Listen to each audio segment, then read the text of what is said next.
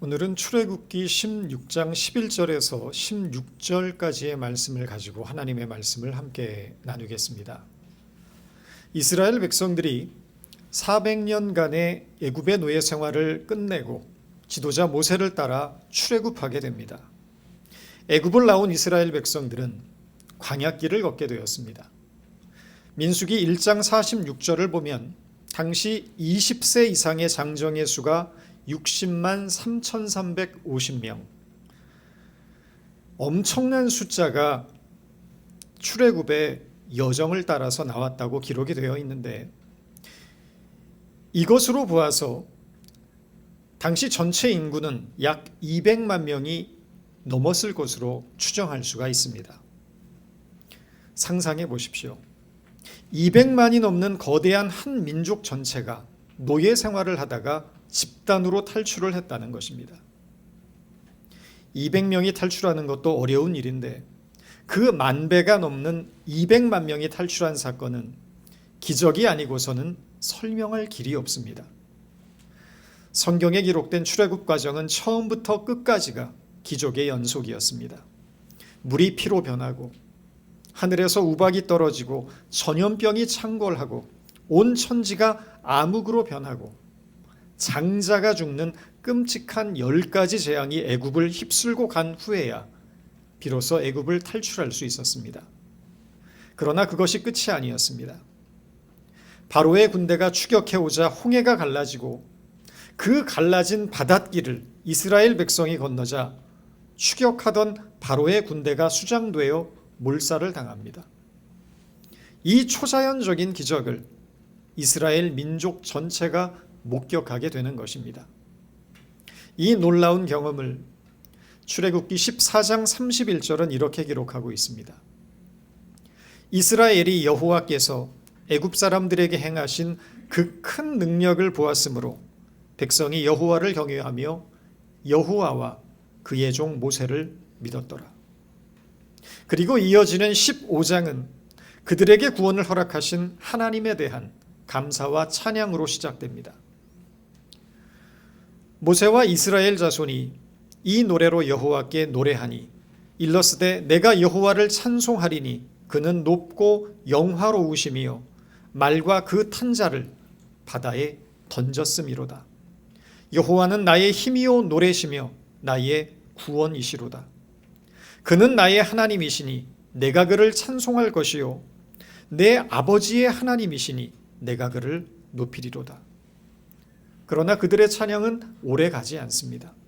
광야길을 걷다가 오아시스를 만나게 되지만 그 물이 써서 마시지 못하게 되자 원망이 시작된 것입니다. 출애굽기 15장 23절입니다. 마라에 이르렀더니 그곳 물이 써서 마시지 못하겠으므로 그 이름을 마라라 하였더라. 백성이 모세에게 원망하여 이르되 우리가 무엇을 마실까 하매, 원망하는 백성들을 위해서 하나님은 마라의 쓴 물을 단물로 바꾸어 주셨습니다. 이스라엘 백성들은 또 한 번의 기적을 경험하게 된 것입니다. 광야의 행군이 이어집니다. 이번에는 굶주림이 문제였습니다. 배가 고파 굶어 죽게 되었다는 불평과 원망이 여기저기서 터져 나오기 시작한 것입니다. 출애굽기 16장 1절로 3절입니다.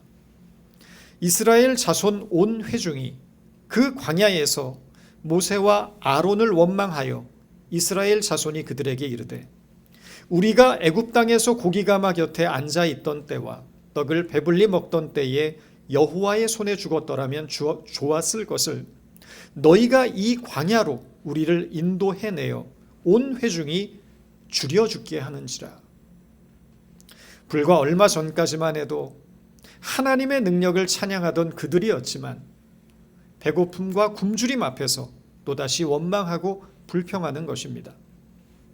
이스라엘 백성들의 이 원망과 불평은 굶어 죽게 되었다는 현실적인 위기가 어떻게 영적인 위기로 이어지는가를 적나라하게 보여주고 있습니다. 우리도 살아가면서 현실적인 위기가 영적인 위기로 연결되는 것을 경험하게 됩니다. 어려운 문제를 만나 해결의 실마리가 보이지 않을 때가 그때입니다. 하나님이 우리를 구원하시고 복 주시고 사랑하신다고 믿고 고백했지만 우리의 현실은 답답한 일들로 둘러싸여 있습니다.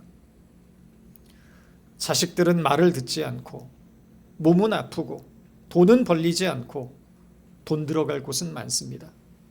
믿었던 사람들이 내게 등을 돌리고 전염병이 창궐해서 지금까지 쌓아온 나의 모든 수고와 노력이 하루아침에 무너져 내립니다.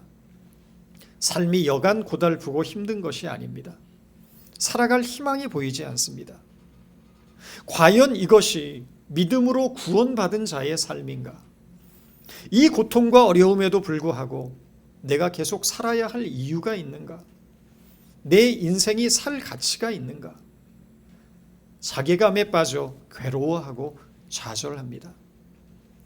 이스라엘이 찬양하던 하나님은 애굽에서 종살이하던 그들을 구원하기 위해 10가지 재앙을 내리시고 홍해를 가르셨던 분입니다. 그런데 그 하나님이 자신이 그토록 열심과 능력을 동원하여 종에서 자유인으로 구원하신 자기 백성을 먹을 것이 없는 광야에서 배고픔으로 굶어 죽게 한다면 그가 베푸셨던 구원과 그 은혜는 아무 의미 없다는 것입니다. 과연 그렇습니까? 배고픔과 굶주림과 어려움과 실패와 시련과 질병의 문제가 해결되지 않으면 하나님의 사랑은 거짓이 되고 하나님의 은혜는 무효가 되는 것입니까? 그가 베푸신 구원의 가치가 소멸되고 마는 것입니까? 흔히 사람들은 예수를 믿으면 만사형통한다고 말합니다. 그러나 예수를 믿는다고 세상의 모든 일이 형통하지 않습니다. 예수를 믿는다는 것은 하나님을 믿는 사람이 되어서 새롭게 얻게 된 운명과 지위에 대한 이야기이지, 예수를 믿어서 이 세상에서 좋은 환경과 조건을 얻고 세상 문제가 해결되고 걱정 근심 없이 잘 살게 되는 것을 의미하지 않는다는 것입니다. 우리의 믿음이 현실적인 필요를 채우는 것에 포커스를 맞추고 있는 한 신앙의 위기는 끊임없이 찾아오게 됩니다. 어렵고 힘들 때마다 하나님의 사랑을 의심하게 되고 그의 인도하심과 선하심과 은혜로우심에 회의를 갖게 됩니다. 이스라엘 백성들이 하나님에게 기대했던 것은 언제나 현실적인 필요였습니다. 구원을 얻었으니 이제 이 세상의 풍요를 누리자는 것이었습니다. 그러나 하나님이 이스라엘 백성들을 애굽에서 이끌어내어 이루고자 하셨던 궁극적인 목적은 참된 하나님의 사람으로 만들어가는 일이었습니다. 오랜 애굽의 종살이 속에서 이미 썩을 대로 썩어버린 그들의 마음과 생각과 심령을 고치셔서 의와 진리와 거룩함을 입은 하나님의 자녀로 회복하기 위하여 그들을 구원해 내셨다는 것입니다. 애굽은 하나님 없이 살아가는 세상을 상징합니다. 애굽의 현실은 저마다의 욕심과 욕망의 노예가 되어 허무한 것과 망하는 것과 악한 것을 스스로 자초하고 있는 것입니다. 그곳은 오직 먹고 사는 것에만 목을 매는 곳이며 끝없는 집착과 탐욕으로 만족함이 없는 곳입니다. 이스라엘 백성들은 몸은 출애굽했지만 그들의 마음은 여전히 애굽에 묶여 있었습니다. 끊임없이 원망하는 마음, 그것이 바로 그 증거입니다. 오늘 본문 12절을 보면 내가 이스라엘 자손의 원망함을 들었노라 라고 말합니다. 12절뿐만이 아닙니다.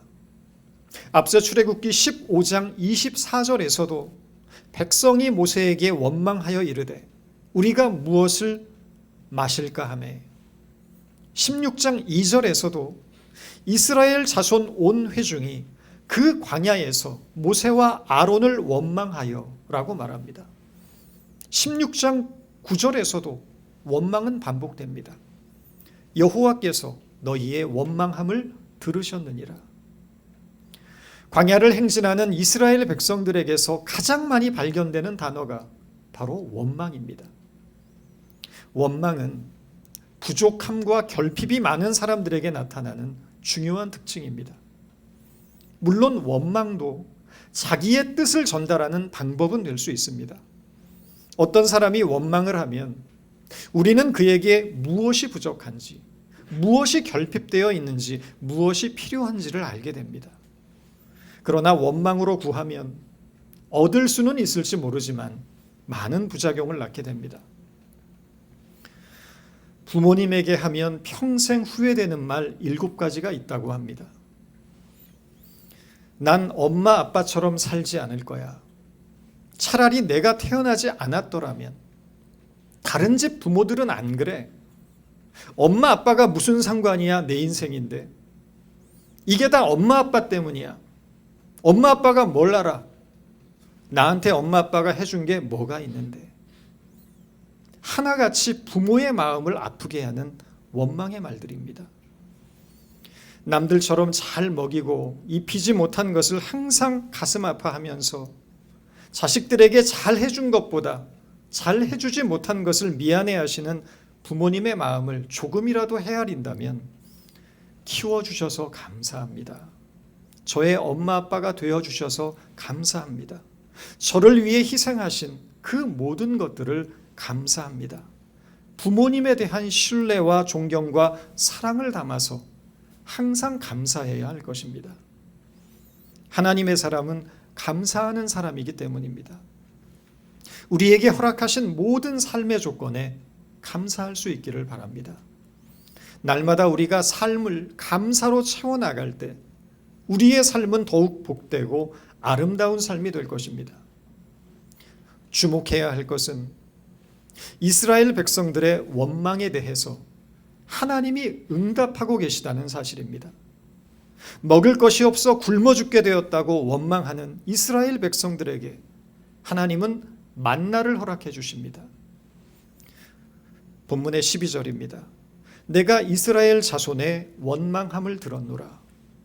그들에게 말하여 이르기를 너희가 해질 때는 고기를 먹고 아침에는 떡으로 배부르리니 내가 여호와 너희의 하나님인 줄 알리라 하라 하시니라.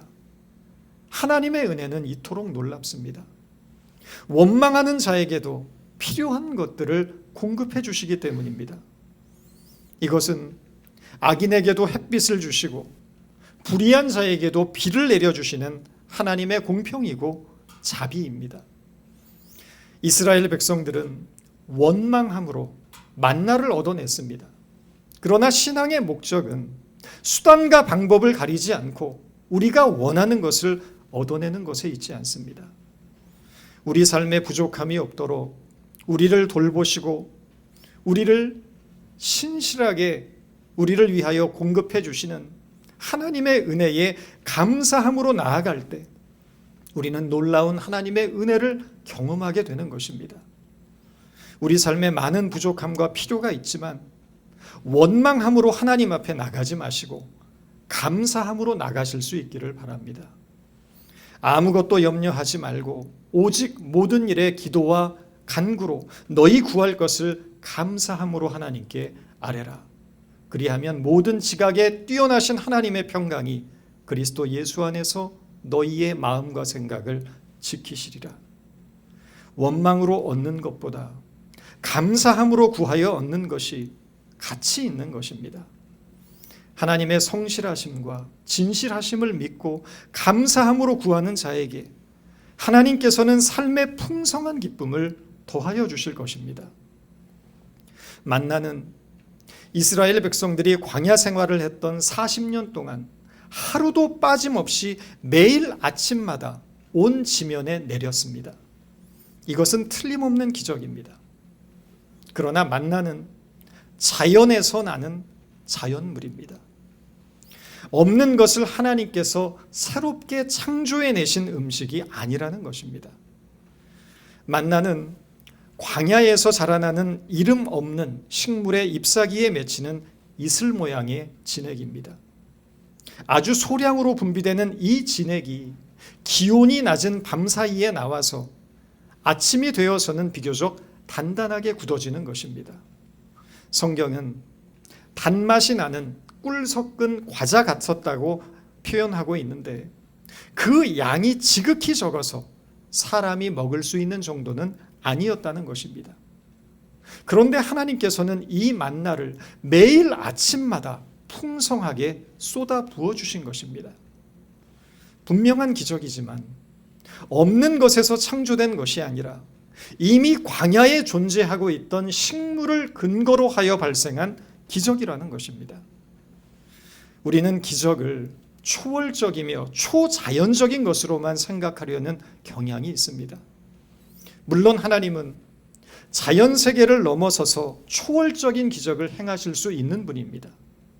없는 것을 있게 하실 수 있고 있는 것을 없게 하실 수도 있습니다. 물리적인 시간과 공간을 뛰어넘는 분이십니다. 그러나 그렇다고 해서 하나님의 기적은 초자연적인 것, 초월적인 것만을 의미하지 않습니다. 봄이 되면 꽃이 피는 것도 기적입니다. 우리의 심장이 박동하는 것도 기적이고 하루 세끼 밥 먹고 사는 것도 기적입니다. 이 어려운 시기에 이 건물 주인이 교회 렌트비를 절반 깎아준 것도 기적이고 우리 교회가 지난 14년 동안 이 척박한 이민사회 속에서 문 닫지 않고 그 사명과 책임을 감당해 온 것도 기적입니다.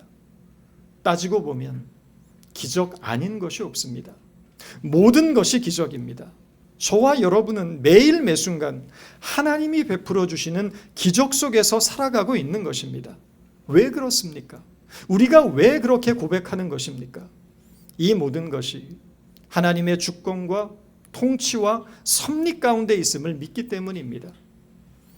하나님께서는 이스라엘 백성들을 애굽에서 이끌어내시기 위하여 초월적인 기적으로 개입하셨습니다. 10가지의 재앙을 내리시고 홍해를 가르셨습니다. 그런데 지금 이스라엘 백성들은 그 기적들이 먹을 것도 마실 것도 없는 이 광야에서 도대체 무슨 소용이 있느냐며 원망하고 있는 것입니다. 그런 이스라엘 백성들에게 하나님은 바로 이 광야야말로 무에서 유를 창조하는 나 여호와가 너희를 위해 예비한 최적의 장소라고 말씀하고 계신 것입니다. 왜 그렇습니까? 왜 광야입니까? 왜 광야가 우리를 위하여 예비된 곳입니까? 먹을 것도 마실 물도 없는 곳이지만 이 광야야말로 너희를 하나님의 사람으로 다듬어 갈 수 있는 곳이기 때문이라는 것입니다. 이 광야야말로 사람을 의지하지 아니하고 오직 하나님만을 의지하는 믿음의 사람으로 만들어 갈 수 있는 유일한 곳이라는 것이기 때문입니다. 사람이 떡으로만 사는 것이 아니라 하나님의 말씀으로 산다는 것을 깨달을 수 있는 곳이 이 광야이기 때문이라는 것입니다. 인간이 살아갈 수 있는 유일한 생명의 공급원이 오직 하늘로부터만 온다는 것을 이 광야에 서 있을 때만이 비로소 깨닫게 된다는 것이기 때문입니다. 이 진리를 깨닫는 것이 진정한 복이라고 성경은 말합니다. 신명기 8장 15절입니다. 너를 인도하여 그 광대하고 위험한 광야 곧 불뱀과 전갈이 있고 물이 없는 건조한 땅을 지나게 하셨으며 또 너를 위하여 단단한 반석에서 물을 내셨으며 내 조상들도 알지 못하던 만나를 광야에서 내게 먹이셨나니 이는 다 너를 낮추시며 너를 시험하사 마침내 내게 복 주시기 위함이었도라. 우리에게 복을 주시려는 하나님의 계획이 우리를 광야로 인도하였고 거칠고 고단한 광야길, 언제 끝날지 모르는 이 험난한 여정을 걷게 하셨다는 것입니다. 이 사실을 깨닫는다면 우리는 어떠한 어려움과 시련이 다가와도 낙심하지 않을 것입니다. 때로는 실패하고 넘어진다고 하여도 우리를 붙들고 계시는 하나님의 손길을 의심하지 않을 것입니다. 이 믿음이 저와 여러분에게 있어서 이 광야 같은 인생을 하나님의 손을 붙들고 날마다 새로워지며 주님의 은혜로 채워지고, 그러므로 마침내 하나님의 사람으로 성숙되어져 가기를 바랍니다. 광야를 지나며 라는 복음성가의 가사를 여러분에게 읽어드리면서 말씀을 맺겠습니다. 광야를 지나며. 왜 나를 깊은 어둠 속에 홀로 두시는지, 어두운 밤은 왜 그리 길었는지, 나를 고독하게, 나를 낮아지게, 세상 어디에 기댈 곳이 없게 하셨네. 광야에 서 있네. 주님만 내 도움이 되시고, 주님만 내 빛이 되시는, 주님만 내 친구 되시는 광야. 주님의 손 놓고는 단 하루도 살 수 없는 곳, 광야에 서 있네. 주께서 나를 사용하시려, 나를 더 정결케 하시려 나를 택하여 보내신 그곳, 광야. 성령이 내 영을 다시 태어나게 하는 곳, 광야에 서 있네. 내 자아가 산산이 깨지고 높아지려 했던 내 꿈도 주님 앞에 내려놓고 오직 주님 뜻만 이루어지기를, 나를 통해 주님만 드러나시기를 광야를 지나며 기도하겠습니다. 하나님 없이 살던 애굽, 오직 욕망으로 쫓아 살던 그 애굽에서 우리를 광야로 부르신 은혜에 감사드립니다. 인생의 광야길이 비록 고단하고 험하지만 주님의 손이 우리를 붙들고 우리를 인도하심을 믿기에 찬송을 부르며 감사함으로 나아갑니다. 우리에게 주어진 이 광야의 길을 오직 믿음으로만 살아서 하나님의 거룩한 백성으로, 하나님의 형상을 닮은 참된 그리스도인으로 온전하게 살아갈 수 있도록 우리를 도와주옵소서. 단 한 사람도 이 광야길에 낙오되지 않도록 도우셔서 우리 모두가 약속의 땅에 이르게 하여 주옵소서. 예수님의 이름으로 기도드립니다. 아멘.